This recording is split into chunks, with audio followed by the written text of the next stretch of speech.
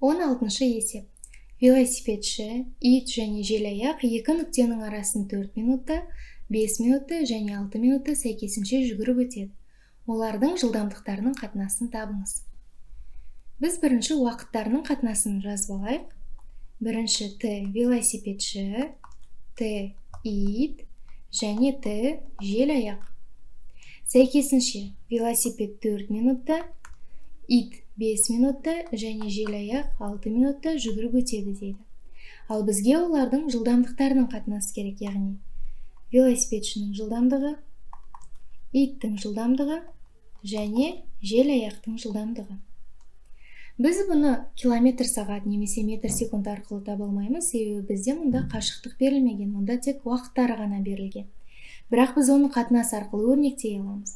Себебі уақыттарының қатынасын жылдамдықтар арқылы жазған кезде ол кері қатынасты береді. Яғни велосипедшінің уақыты иттің уақытына қатынасы 4-тің 5-ке қатынасындай болса, оны жылдамдыққа жазғанда керісінше жазамыз. Яғни велосипедшінің жылдамдығының иттің қатынасына жылдамдығы қатынасы 5-тің 4-ке қатынасындай болады. Және керісінше, мұнда 5 пен 6 болса, онда керісі болады, 6 мен 5-тің қатынасындай болады. Енді бізге осыдан ортақ қатынас шығару керек. Ол үшін біз бірінші 4-ге де 6-ға да ең кіші ортақ еселікті табуымыз керек. Ол бізде 12 болады. Демек біз бірінші қатарды 3-ке көбейтеміз, ал екінші қатарды 2-ге көбейтеміз. Және біріктірсек осы қатынастарды, ол мұнда 5-ті 3-ке көбейтсек 15 болады. Қатынасы 4-ті 3-ке көбейтеміз 12, және 6-ны 2-ке көбейтсек те 12, міне, иттің жылдамдығы 12 болды.